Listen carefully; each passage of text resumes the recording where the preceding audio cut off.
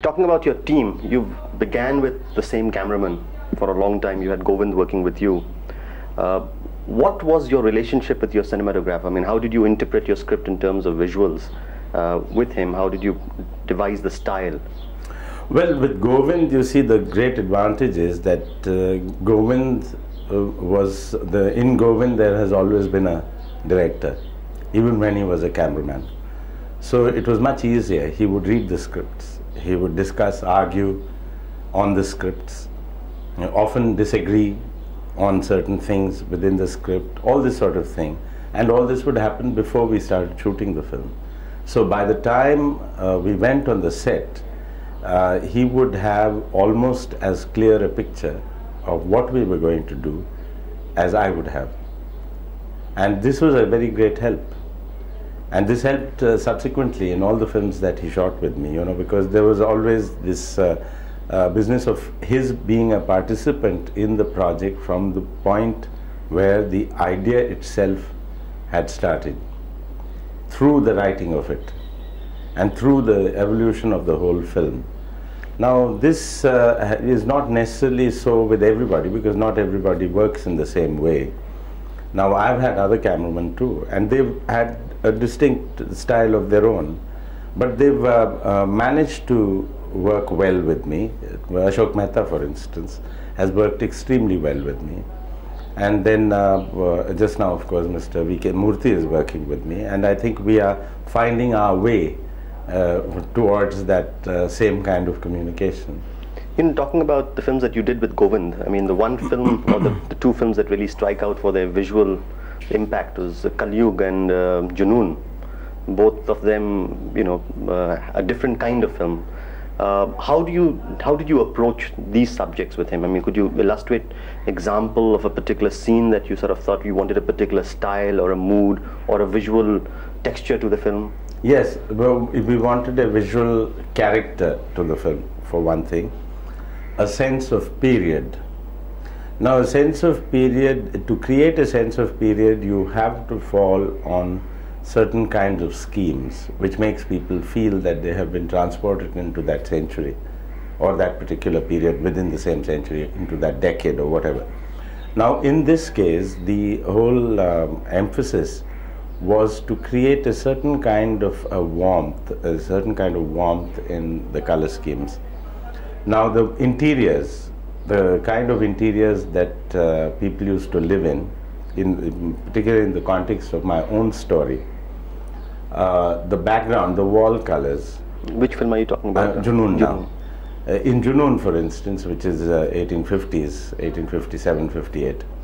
Now, at that time, this Pathan family interior, they would use colors like white, blue, green for their walls, piping maybe in green or blue or something like that.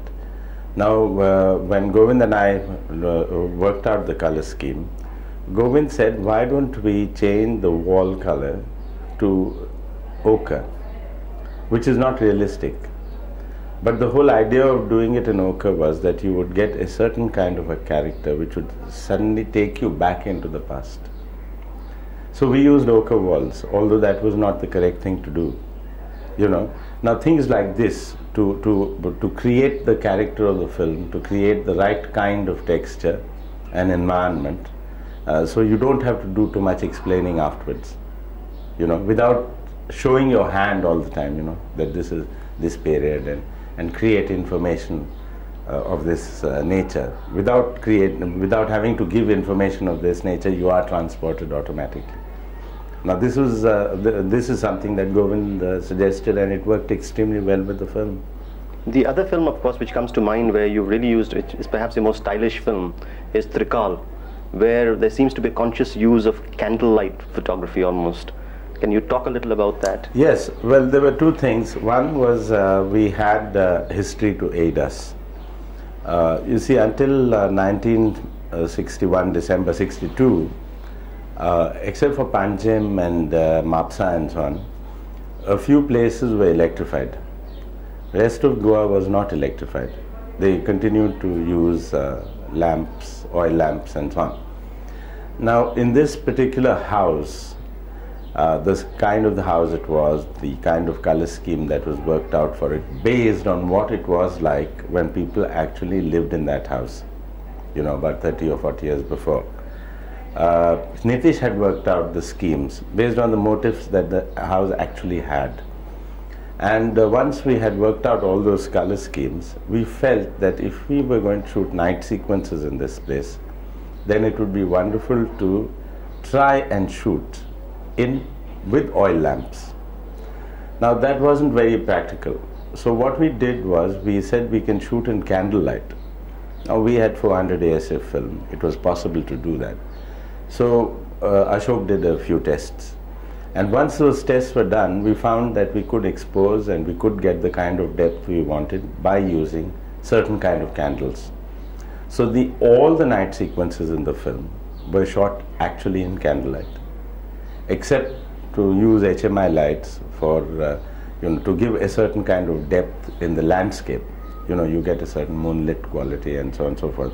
But in the interiors and for the characters, we had nothing but candles to light them up. And once this was done, then the character for the day had to be given.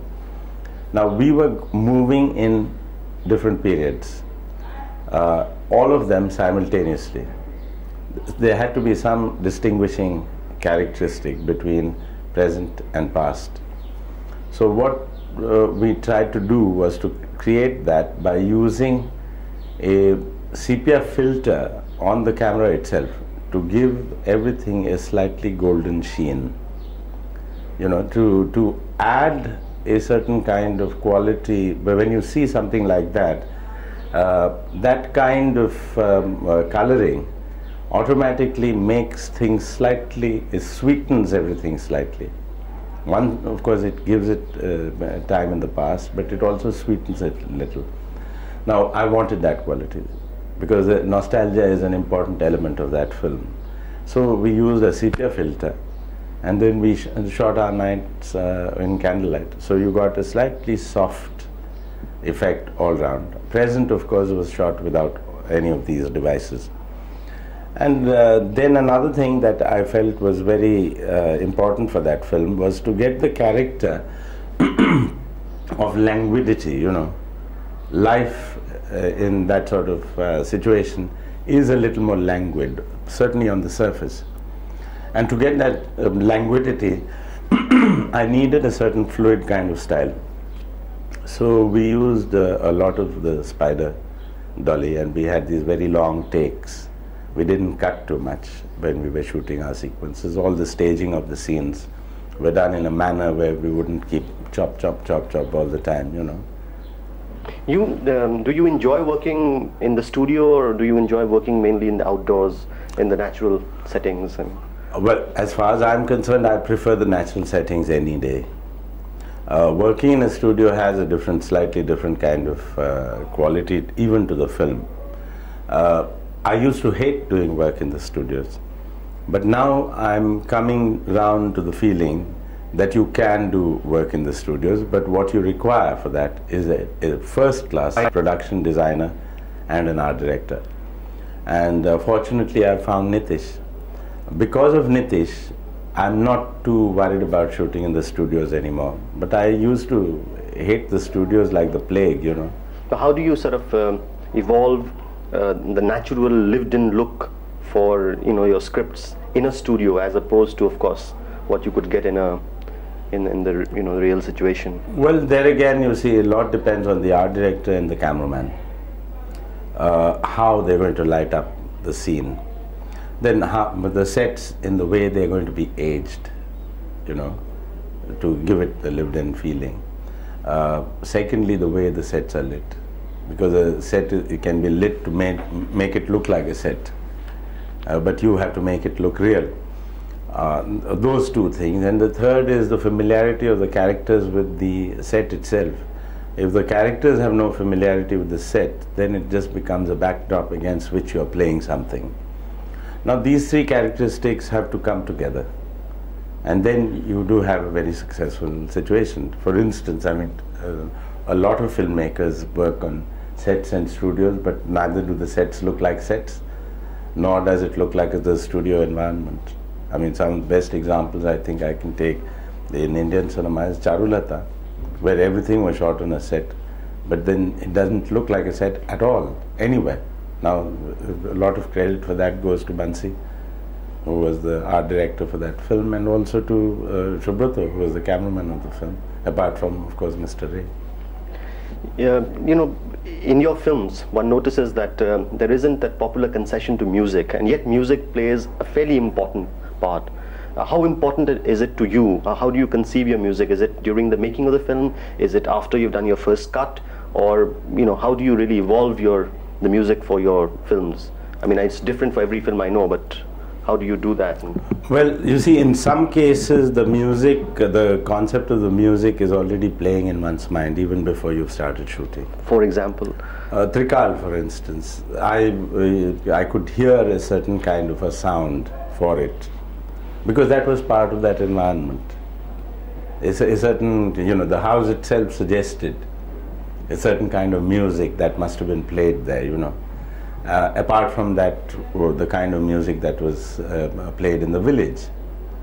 And so we had to give it an overall character, both of the place, of the house, of the village, of that whole culture, and so on. So that was already there in the mind. But my music director prefers actually to work only after the film is complete. Sometimes we have worked earlier as well, like we did songs for JUNOON, even before we shot. But then you have to work towards it, so that the song, you don't have to fit the picture to the song, you know. Well, actually, in Manthan, I remember there's a kind of almost a leitmotif that comes when Smita, you know, has that unstated relationship with Girish Karnad. That music, was it done after, or was it before? Was it composed and you shot? No, it was done after the film was shot. Vanraj worked out the melody for it. He developed a melody based on traditional folk tune from Kutch and Saurashtra. And there was this girl, she was just a 16-year-old girl, you know, who'd come with her sister, who sang for the film, and she wrote the lyrics. And this happened well after the film was completed, edited. And you know, in Indian films, by and large, music is a very important part. I mean, music, I don't mean background music only, I'm talking about songs. What is your reaction or your reservations to using that? Well, it depends on how songs are used. If the song plays a part, it's part of the fabric of the film, certainly use songs. But if songs are meant to be studying the film at different places, then it is actually a distraction. Because you are inviting your audience to either to see the film or to listen to the songs, you know. So if you are inviting people to the film, to see the film, and to watch the action of the film, or participate in whatever you are trying to say, then songs, if they have no real place to in the film, it's pointless to use them. But I use a lot of music. I use a lot of musical motifs, both in terms of background scores, even in terms of songs. But they have to play a part, direct part in the film. Otherwise, I won't use them. And you know, in most of your films, there is this what you call, you know, motif, and there is a verbal song. It's not just background music, and yet it seems to be always taken from the folk traditions. Is it because you consciously sort of feel that that adds to the film, or is it? It depends entirely on the kind of film that's being made. Now, if the background of the film or the story and the social milieu of the film is of particular kind, naturally the music that will emerge will be from that milieu, by and large, or adapted from that milieu. The chances of it being from somewhere else is simply not there, unless you're using it for some reason. You want a counterpoint of some kind, you know, so you might use something quite different from this. So that's the reason, I think, because it's not necessarily that everything has to be folk or classical or whatever. Now Bhumika, we used a lot of music. In fact, we used a lot of songs. There was no background music to the film at all. There were only songs in the film. There was no incidental music, no thematic score. And we had a tamasha song. We had film songs, songs from films, meaning we reconstructed all of them. It was, but to give the kind of songs that Indian film industry used to use, the styles that were current in the 30s and the 40s and 50s. And then in addition to that, we also used a certain amount of folk music, which was part of the milieu, and classical, you know, the part of Khayal tradition. So we did all that in that, and nobody believes me when I tell them that Bhumika had no background score at all. You know, talking about scripts, what is it in a script that you feel allows, you know, inspires you or says that I must make this into a film? I mean, how do you develop it? Well, you see, the idea must have a worldview. If the idea does not sort of is not capable in its microcosm a view of the world, then it's not interesting to make into a film, at least for me. You know, somewhere it shows you or gives you some kind of an insight into the world beyond itself, the world beyond the story that you're telling, you know. So that's been the basis of most of my films, because I lose interest in it if it doesn't go beyond itself.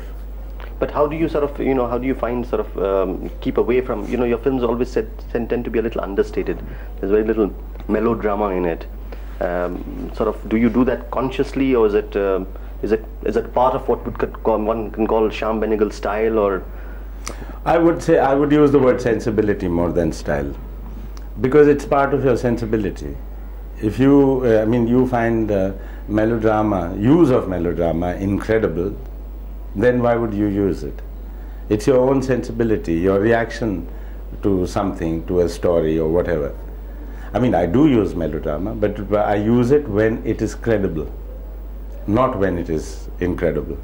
So that's the difference, really. And yet you work on your scripts with a lot of collaborators. I mean, there have been times where you have had more than 3 collaborators also. How do you sort of synthesize these differing viewpoints and get your own vision to transcend it into your script? Well, mainly because I have the total structure in my own mind. So it's possible, because I want to get the best out of the people who are best in it, you know. They have certain qualities that if I did that myself, I wouldn't be able to do it as well. So I may know what it is, but they know how to do it.